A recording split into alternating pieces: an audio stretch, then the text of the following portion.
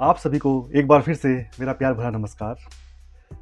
मैं आपका एस्ट्रो गुरु वेदांत सोनी आप सभी को अपने इस कार्यक्रम में हृदय से स्वागत करता हूं। और आज दोस्तों हम अपने इस लेसन के अंदर अगले चरण की तरफ प्रस्थान करते हैं। जैसे कि जो मैंने प्रीवियस वीडियो डाला था वो चतुर्थ भाव के बारे में डाला था, जिसमें हमने चतुर्थ भाव के विभिन्न कारकों के बारे में आपसे चर्चा की थी।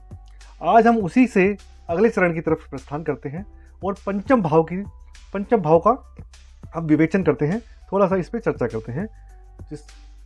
तो पंचम भाव दोस्तों बहुत ही इम्पोर्टेंट एक पार्ट है एस्ट्रोलॉजी का। किसी भी कुंडली के विवेचन में प्रथम भाव का बहुत ही बड़ा योगदान होता है, क्योंकि यही वो भाव है जिससे हम अपने बच्चों के संबंधित पक्ष को देखते हैं, उनकी शिक्षा को देखते हैं, उनकी बुद्धि को देखते हैं और भी बहुत सारे फैक्टर हैं जो पंचम भाव से ही हम विवेचन करते हैं तथा उनका आकलन करते हैं। निश्चित तौर पे यह भाव बहुत ही महत्वपूर्ण भाव है।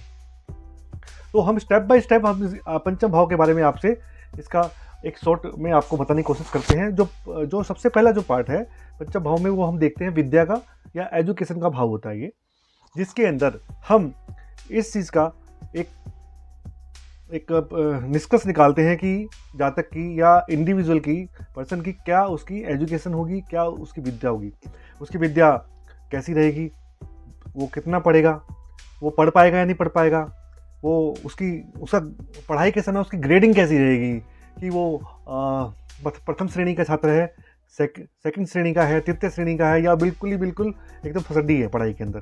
तो एजुकेशन से रिलेटेड उसके हायर एजुकेशन उसकी कितनी है और हायर एजुकेशन में उसके कोई व्यवधान तो नहीं आएगा, या वो कौन सी फील्ड के अंदर पढ़ाई करेगा, ये सब भी हम इसी पंचम भाव से ही निष्कर्ष निकालते हैं कि कैसी एक जातक की कैसी उसकी शिक्षा रहती है, उसके अनुकूल रहती है या उसके अनुकूल नहीं रहती है।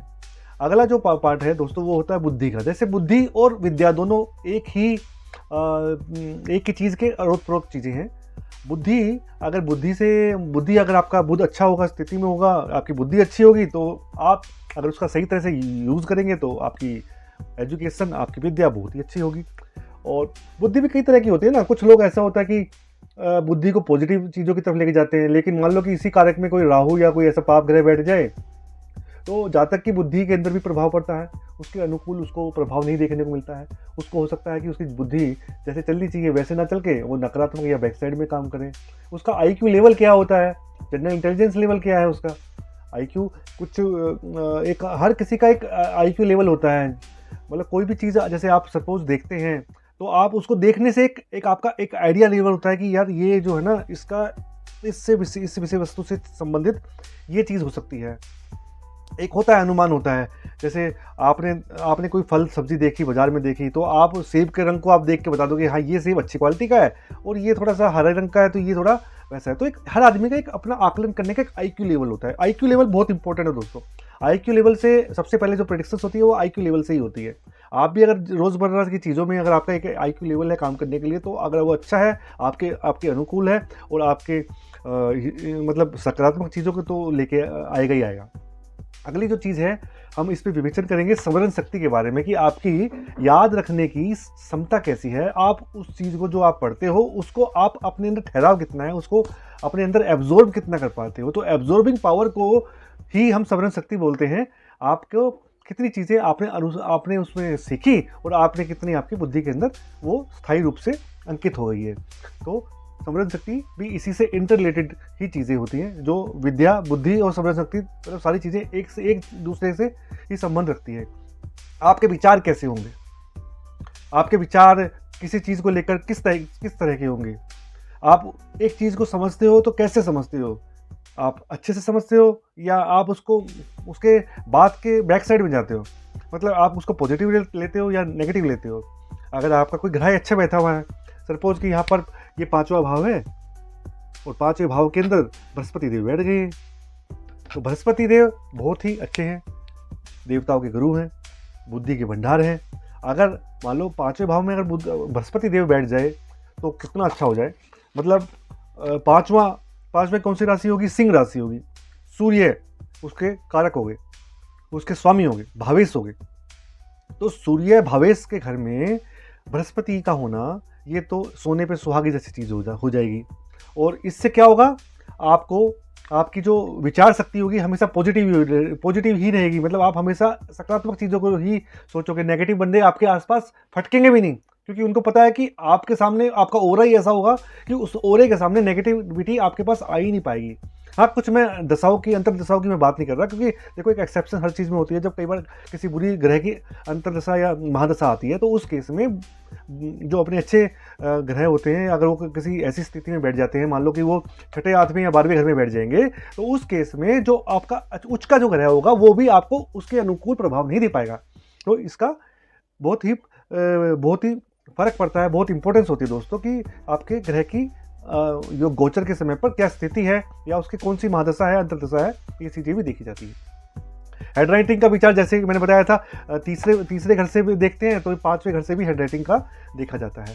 उसके अलावा जो सबसे इंपॉर्टेंट पॉइंट आता है दोस्तों, वो आता है संतान पक्ष का, कि आपकी संतान कैसी होगी, आपके संतान के अंदर किस तरह के गुण विद्वान होंगे, आपकी संतान होगी या नहीं होगी, अगर होगी तो क्या होगी, ठीक है, किस टाइप की होगी, उसके अंदर कैसे गुण होंगे, ठीक है। अगर आपको सपोज कि आपको कोई संतान ही नहीं है, तो मे भी आपको 5वें घर के अंदर किसी प्रॉब्लम की वजह से ही आपको ये समस्या आ रही है, या आपको पुत्र होगा या पुत्री होगी, ये भी इससे ही आकलन किया जाता है दोस्तों।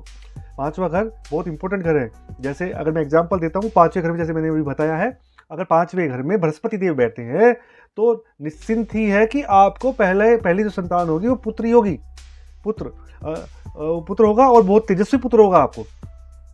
अगली जो स्थिति है जिसके बारे में विवेचन करेंगे औरतों के लिए, लेडीज़ के लिए, वो होती है गर्भाधारण या गर्भावस्था की मतलब कोई ऐसा पाप ग्रह अगर बैठा होगा जिससे इसका दुष्प्रभाव पड़ेगा, तो उसमें बच्चे को धारण करने की जो क्षमता होगी वो ही नहीं हो पाएगी, या अगर होगा तो फिर बच्चा उसी के हिसाब से होगा, ठीक है। तो लेडीज़ के गर्भावस्था और संतान पक्ष दोनों चीज़ें हम इसी से देखते हैं।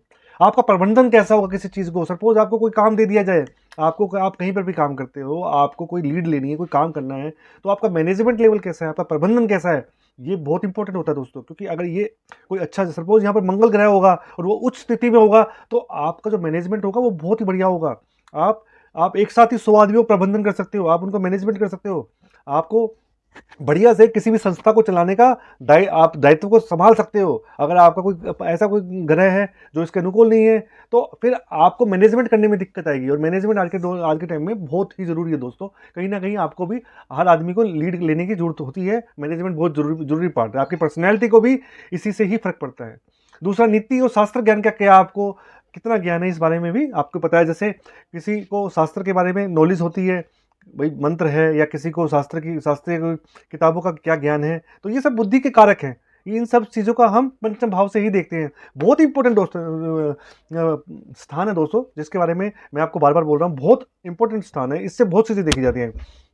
अचानक धन लाभ हो जाए, आपकी लॉटरी लग जाए, ये भी एक ऐसा फैक्टर है जो हम पंचम भाव से देखते हैं। आपको अचानक से कोई गड़ा हुआ धन मिल जाए, या आपको कोई लॉटरी लग जाए, आपने सोचा भी नहीं हो कि भाई, आप ये सोच रहे हो यार मेरा कहाँ से, मतलब मेरा तो आज मेरे को ये काम है, मेरे को वो काम है, और मेरे को इतने धन की आवश्यकता होगी, और आपको पता लग रहा है कि आपका जैसे ही आपको सुबह आपको उठा, आपने मोबाइल को चेक किया, आपकी कोई लॉटरी लग गई, आपका कोई कहीं से आपका ऐसा पैसा जो फंसा हुआ पैसा था वो एकदम से अचानक से मिल जाएगा। तो ये भी स्थिति 5वें घर से ही बनती है। और जो सबसे अगला जो पॉइंट है, जो सबसे ज़्यादा देखा जाता है, वो होता है प्रेम संबंध का, लव अफेयर्स का। ये भी 5वें भाव से ही देखते हैं कि आपका कैसा एक मतलब लाइफ के अंदर कैसा रहेगा, आपको किस तरह का प्रेम संबंध आपके रहेंगे, लोगों के साथ कैसे रहेंगे, आपके पार्टनर के साथ में कैसे रहेंगे। ये भी एक एनालिसिस हम 5th हाउस से ही करते हैं। और फ्यूचर एनालिसिस भी हम इसी से करते हैं। किसी को होता ना कि किसी को भाई आने वाली चीज़ों का पहले से ही आभास हो जाता है, तो ये इसी भाव में ही कोई ऐसा कोई ग्रह होता है। जैसे सपोज केतु अगर यहाँ पर बैठा हुआ है और अपने ही किसी उसके अपनी ऐसे अनुकूल राशि में बैठा हुआ है, ठीक है, तो उससे क्या होगा दोस्तों, एक आदमी की दूरदृष्टि बहुत ज़्यादा हो जाती है, उसका फ्यूचर एनालिसिस बहुत अच्छा हो जाता है। वो पहले से ही उसको चीज़ों को पता लग जाता है कि ऐसी चीज़ हो सकती है, या मेरे को ऐसा कर लेना चाहिए ताकि इसमें सुधार हो, और मतलब वो पहले से ही चीज़ों को उनका आकलन कर लेता है। तो पंचम भाव बहुत इंपॉर्टेंट है।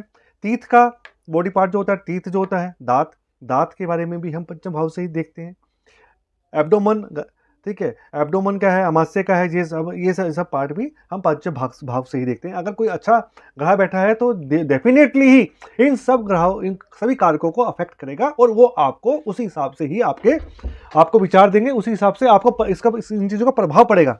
तो पांचवें भाग से ये सब कारक हैं जो हम देखते हैं। अच्छा, इसका कौन सा कारक ग्रह है भाई, इसमें ऐसा कौन सा ग्रह बैठ जाए पांचवें घर के अंदर जो आपको हमेशा अनुकूल, आपको हमेशा आपके हिसाब से ही, मतलब इन सभी चीज़ों का आपको रिजल्ट दे। तो इसका कारक ग्रह होता है दोस्तों मंगल ग्रह, मंगल ग्रह, बृहस्पति देव और शनि देव। तो ये इसके कारक ग्रह हैं, ठीक है। अगर ये ग्रह बैठे हैं तो आपको, अगर वो अच्छे भाव में बैठे हैं, अच्छी स्थिति में बैठे हैं, तो डेफिनेटली आपको पांचवें भाव के एक सकारात्मक पॉजिटिव रिजल्ट ही मिलेंगे आपको, सब कुछ पॉजिटिव ही मिलेगा। तो ये आज हमने बात की दोस्तों पंचम भाव के बारे में, ठीक है। मैं आशा करता हूँ कि आप लोगों को जो मैंने आज बताया है पंचम भाव के बारे में, वो डेफिनेटली ही आप लोगों को समझ में आया होगा। और इससे पहले भी मैंने आपको 4 भावों के बारे में बताया है। अगर आपने मेरी प्रीवियस वीडियो नहीं देखी है तो आप प्लीज़ इसको देखिए। आपको तभी, अगर स्टेप बाय स्टेप आप चलेंगे तो मैं डेफिनेटली आपको बताता हूँ कि आप आने वाले टाइम में कुंडली का विवेचन और एनालिसिस आप बहुत अच्छे से कर सकेंगे, क्योंकि मैं बिल्कुल स्टेप बाय स्टेप आपको बिल्कुल स्टार्टिंग से बताता जा रहा हूँ। जल्द ही दोस्तों मिलेंगे, छठे भाव के फलादेश के बारे में एक वीडियो बनाएंगे, तो मिलते हैं बहुत जल्दी ही। आज के लिए आपसे नमस्कार, आपका दिन शुभ हो।